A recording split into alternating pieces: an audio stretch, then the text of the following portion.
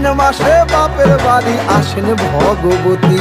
আশ্বিন মাসে বাপের বাড়ি আসেন ভগবতী। বলো গৌরী এলো দেখে জানো, গৌরী এলো দেখে জানো, গৌরী এলো দেখে জানো, গৌরী এলো দেখে জানো। ভবের ভবানী আমার ভবন করিল আলো। গৌরী এলো দেখে জানো, গৌরী এলো দেখে জানো।